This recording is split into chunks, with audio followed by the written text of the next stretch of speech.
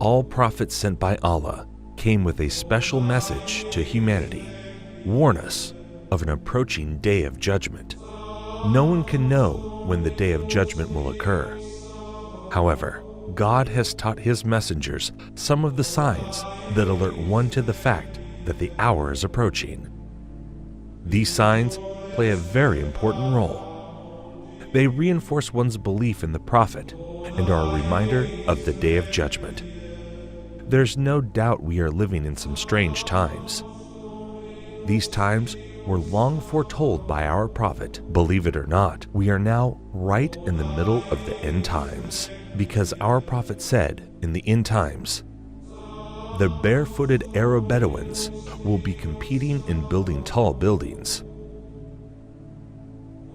20 years ago, Dubai was only a dry desert in the Arab Peninsula. But it is now considered as one of the most advanced cities in the world. This was predicted by our Prophet 1400 years ago. The Burj Khalifa in Dubai is at the moment the tallest structure in the world, but it will soon have competition from neighboring Saudi Arabia. Saudi Arabia has signed a deal for 8.4 billion Saudi riyals for the building of the Jeddah Tower. The prophecy is being fulfilled right in front of our eyes. And they're both from Bedouins, and they were unclothed. And there were Bedouin Arabs, and now they're competing in tall buildings. Now this is very interesting, because if you were a rationalist at that time, you would think the one who's competing in tall buildings would be the superpowers of the time, which were the Romans and the Persians. The Arabs, in many cases, used to build buildings in the ground because it was so hot. Yeah. Some of the houses were in the ground, and they just had tents. The Prophet said that the hour will already have casted its shadow when we can see Mecca, with its mountains with holes.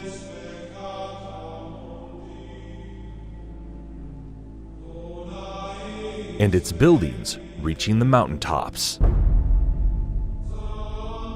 Only a real prophet could make such clear and accurate predictions. The Prophet also said that in the end times, female singers and musical instruments will become popular. With popular is meant that these things will be achieved on a global scale. Today, we can see numerous female artists who have attained worldwide fame. This has never happened before in the history of mankind. And again, we can see the words of our Prophet being fulfilled right in front of our eyes.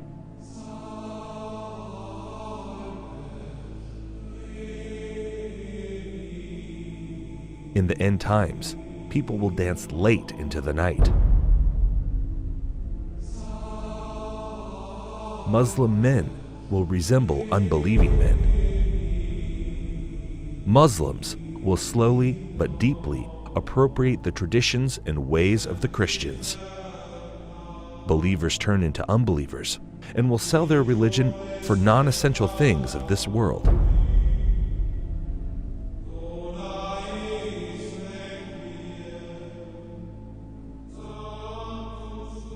Women who will be dressed, yet will appear to be naked. They will seduce men and will be inclined towards them.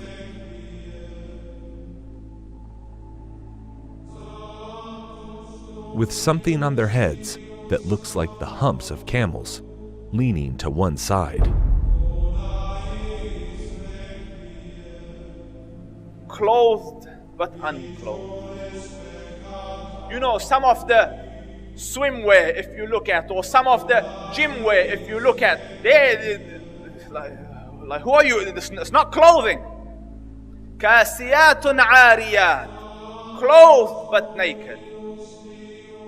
Or if you look a more moderate tafsir, if you like, clothing will be very tight, or it will be see-through, or there will be cuts and slits around the sides and so on and so forth, so that although it pretends it doesn't show, it shows.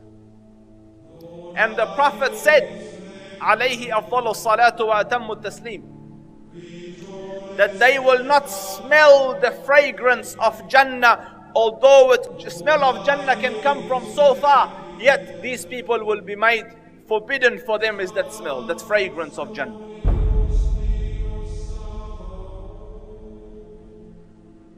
people will walk in the marketplace with their thighs exposed. This sign is very obvious, especially in Western countries. Keep in mind, these events are very recent. Just 100 years ago, even in these countries, the women wore modest clothes. The Prophet said, "Most certainly, people from my nation will consume liquor which they will describe with some other names." This is a prediction and a reference to the different brands of alcohol that are available today. Liquor stores are strewn throughout the city of Amman. By law, bars and liquor stores must be owned and run by Christians. No Muslims allowed. However, Muslims are perfectly free to patronize them, and they do. Our customers are both Christians and Muslims. We don't really have problems here. There will be many women of childbearing age that will no longer give birth. Women continue to delay having children, according to new data from the Centers for Disease Control and Prevention. The average age for first-time mothers increased from 24 in 2000 to 26 in 2014. The Prophet said these women will enter the workforce out of love for this world, and this is why they will delay having children. Researchers believe the trend of waiting to have children will continue as more women focus on career before starting a family and as they pursue fertility options like egg freezing. In the end times, there will be snubbing and standoffishness among people. There will be an abundance of food, much of which has no blessing in it. This is clearly a reference to fast food, which has absolutely no nutritional value. Wealth will increase so much so that if a man were given 10,000, he would not be content with it. But the wealth will be shared out only among the rich, with no benefit to the poor. The rich will get richer and richer. Today, the top 1% wealthy people have half of the wealth in the world. Western corporations are plundering developing countries. The decoration of mosques will be a matter of pride and competition. Abundance of police squads and oppressive officials who wield whips the size of the tails of cattle.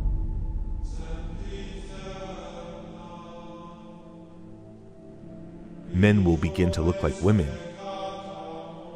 and women will begin to look like men.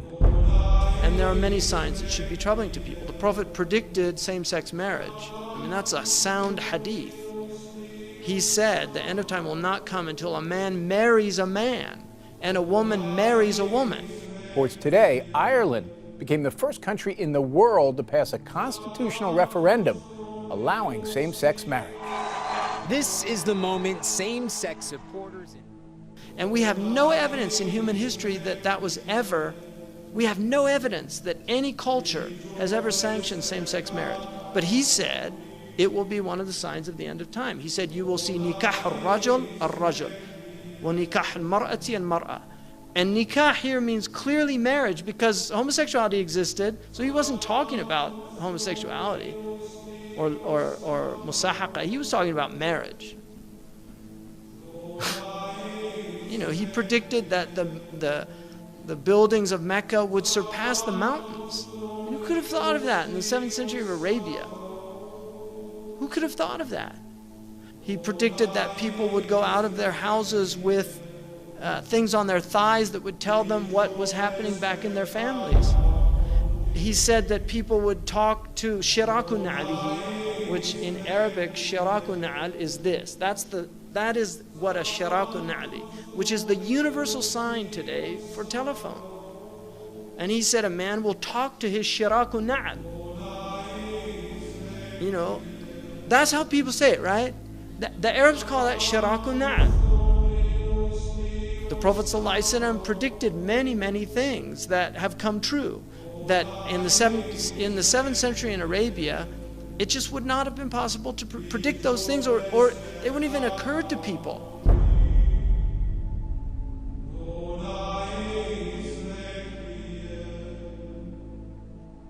The Prophet said children born outside of marriage would become commonplace.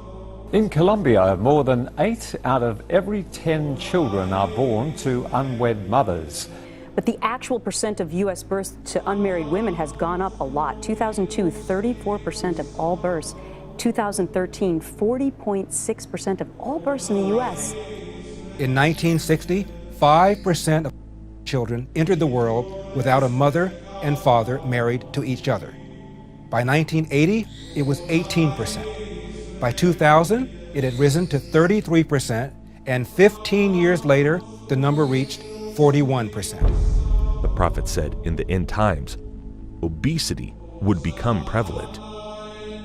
Well, the explosion of overweight and obese people in the developing world is largely down to the emerging economies, those that have gone through a transition from being low-income economies to middle-income economies in the last generation.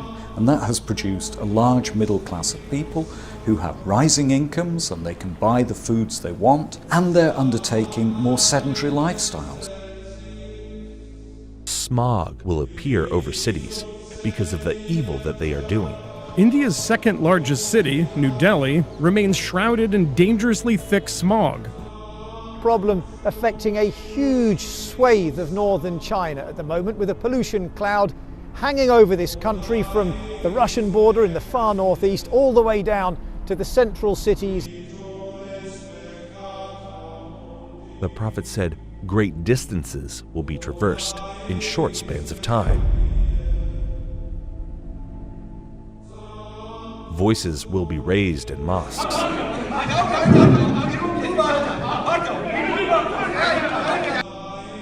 Rain will be acidic or burning. Acid rain is any form of precipitation with high levels of nitric and sulfuric acids. It can occur in the form of snow, fog, and even dry materials that settle to earth. Most acid rain is caused by human activities. That there will be dishes and they will be communicating constantly, and then people will break the ties of kingship.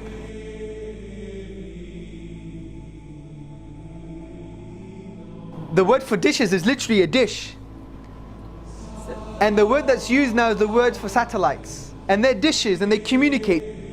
Academic journal that says there is a correlation between people sitting at home watching satellite TV and not having communal family ties anymore.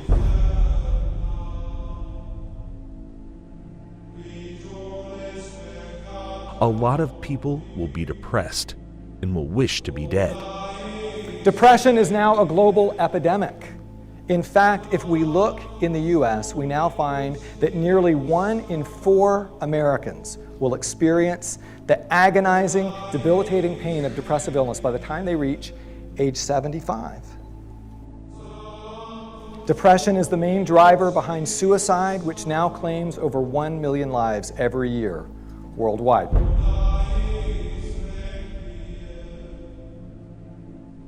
Holding on to Islam would be as if one is holding on a hot coal.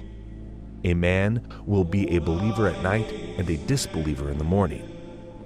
Does this sound familiar?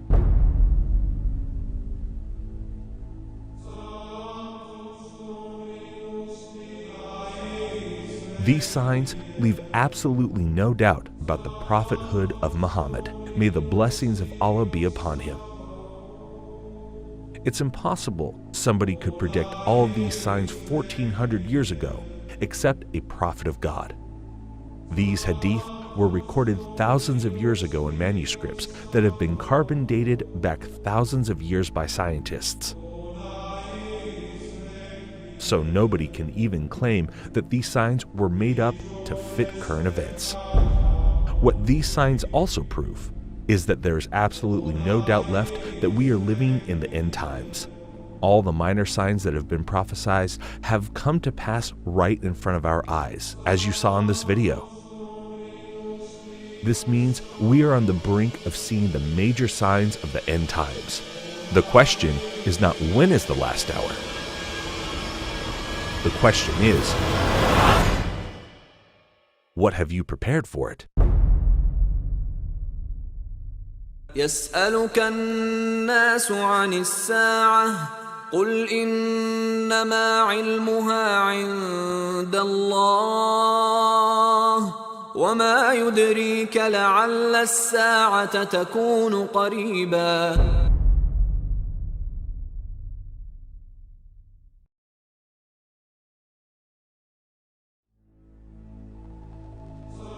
One of the first major signs that will plunge our world into dark times is a war so great which humanity has not witnessed before. The next event that is about to occur is the Great War.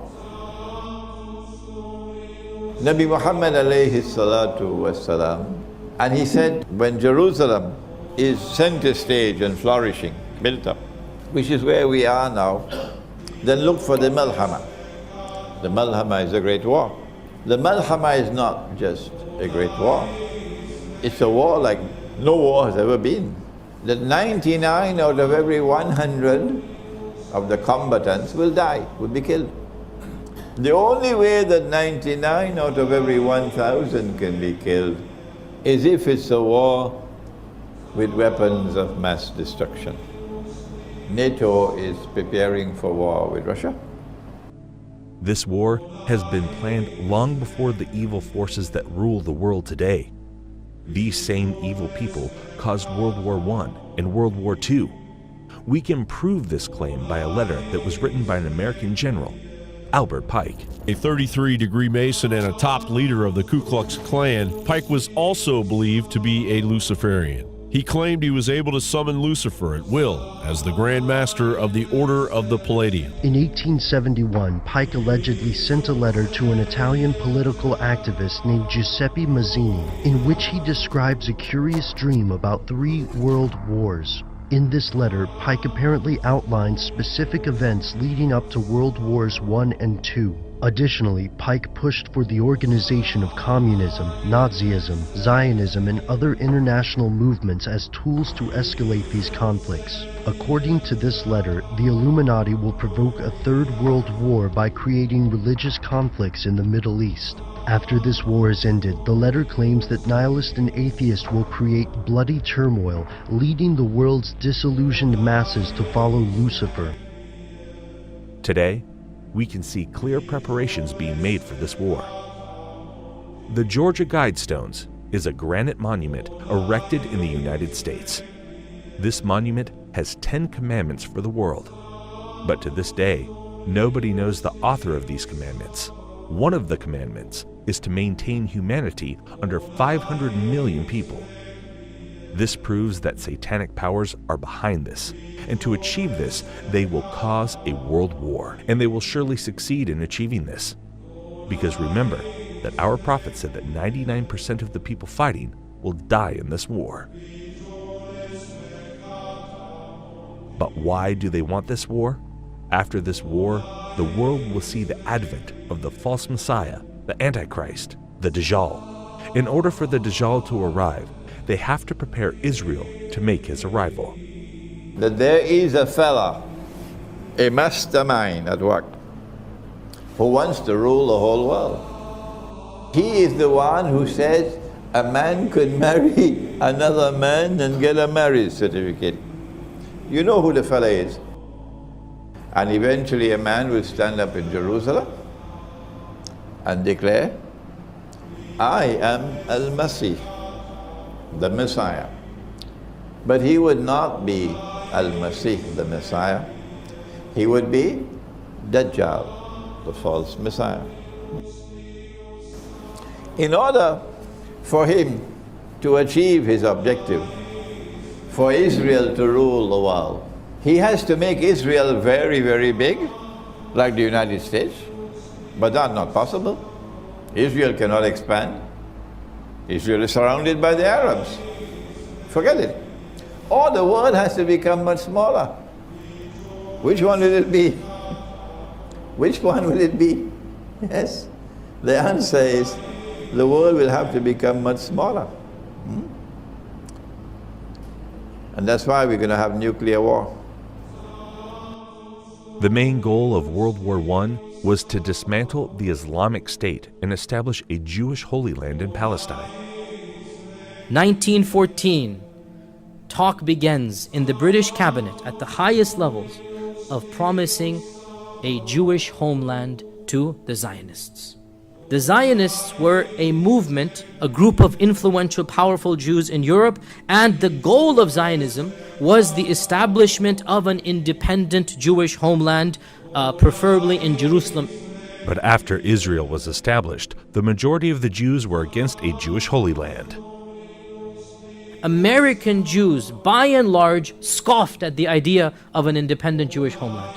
They thought this is ridiculous, we're happy where we are, we're acclimatized, we love America. There was no notion, and they did understand it would cause problems and whatnot.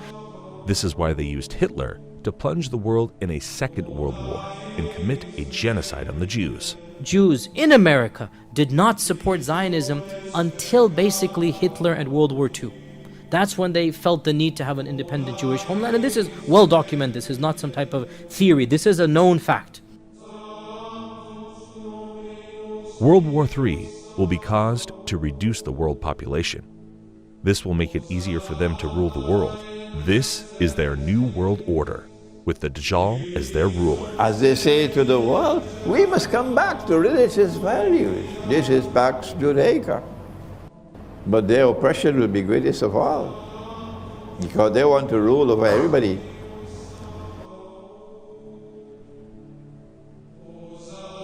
So you must be thinking why they need Israel to make the arrival of the Antichrist possible. The Satanists want to build their third temple in Jerusalem.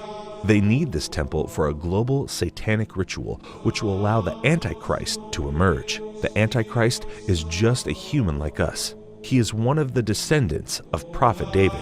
This global satanic ritual will give him superhuman powers because he will have control over all the jinn, just like Prophet Solomon had authority over the jinn. Allah says we gave him control over all the jinn kind, those that could build so quickly magnificent buildings, and those that could dive into the oceans and extract from it anything he wanted and he asked for. Sulaiman alayhi salam. And he had also the authority to tie up these jinn in such a way that they would be slave for him, doing whatever he wants, all tied up in a line in a uniform fashion. So he had them in his army, and he had the wind in his army, and he was a king at the same time and a warrior.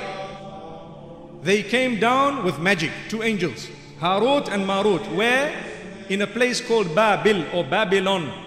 And the reason they had to teach a few people what it was all about was so that they could distinguish between the miracle of a Nabi and the magic of magicians.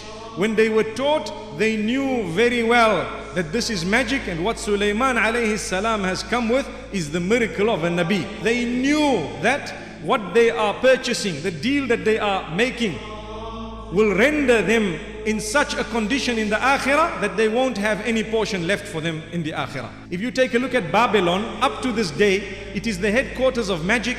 There are people, whether they belong to the Illuminati or whether they belong to the Freemasons, part of the same thing, who worship the devil completely, and the devil tells them, we will give you two things, power and kingdom together with everlasting life. The seat of magic is in one of two places. You find it in Egypt where the pyramids are, because there was a lot of magic at the time of Pharaoh. The temple of Solomon is spoken about. May Allah's peace be upon Sulaiman. His intention was brilliant. He in fact abandoned everything, but he had all the books under his throne. They were there. Sulaiman alayhi salam built a temple. It is reported that that tabut, the Ark of the Covenant, was also kept there to this day. And they are saying we were looking for the Ark of the Covenant, and in the process they are destroying the masjid. May Allah subhanahu wa ta'ala protect the haram. They will place this Ark of Covenant in the third temple, which will give the Dajjal his powers. When Musa alayhi salam was passing away, he gave a certain little box known as a tabut. It was a box, the Ark of the Covenant.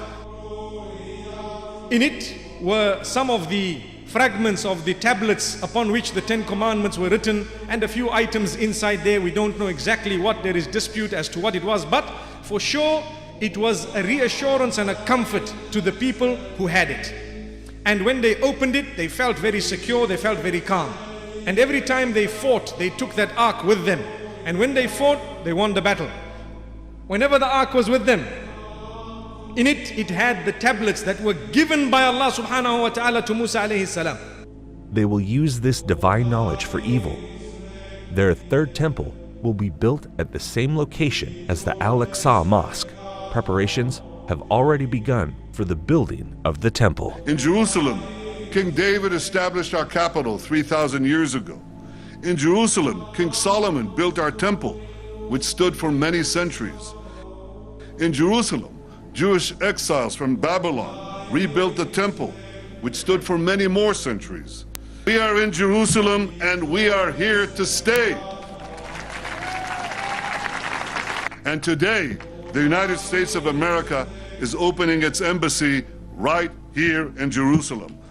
Thank you, President Trump, for having the courage to keep your promises. President Trump, and thank you all for making the alliance between America and Israel stronger than ever to advance the truth. The truth and peace are interconnected. A peace that is built on lies will crash on the rocks of Middle Eastern realities. You can only build peace on truth. وإذا قيل لهم لا تفسدوا في الأرض قالوا إنما نحن مصلحون ألا إنهم هم المفسدون ولكن لا يشعرون. Those of you who are watching Bible prophecy and the plans to rebuild the temple, I have now in my hand a piece of modern prophetic history, if you will. It is one of 1,000 silver-plated temple half-shekel coins minted in Israel in recognition of Donald Trump's declaration of Jerusalem as Israel's capital. They are to be used in the third temple. On the front is Donald Trump with King Cyrus the Great, who 2,500 years ago saw to it that the Jews would rebuild their ancient temple. Friends, this is prophecy coming true in my hands. What incredible days we live in. America's ambassador to Israel has come in for criticism after he was seen posing with a rather controversial gift. David Friedman was presented with a photograph of one of the most sacred places in Jerusalem. But the image had been altered to show the Jewish third temple on the site where the Islamic Al-Aqsa Mosque and the Dome of the Rock are currently situated. The third temple is a biblical reference to a new place of worship, to replace an ancient one which was destroyed. It is the holiest place that we have right now. The third temple is going to come right here. Okay. So without a doubt, you believe there's no doubt. There's no doubt. Oh, it's going to be very, very interesting tomorrow. يا أيها الناس اتقوا ربكم إن زلزلة الساعة شيء عظيم يوم ترونها تذهل كل مرضعة عما أرضعت وتضع كل ذات حمل حملها وترى الناس سكارى وما هم بسكارى ولكن عذاب الله شديد ومن الناس من يجادل في الله بغير علم ويتبع كل شيطان مريد كتب عليه أنه من تولاه فأنه يضله ويهديه إلى عذاب السعير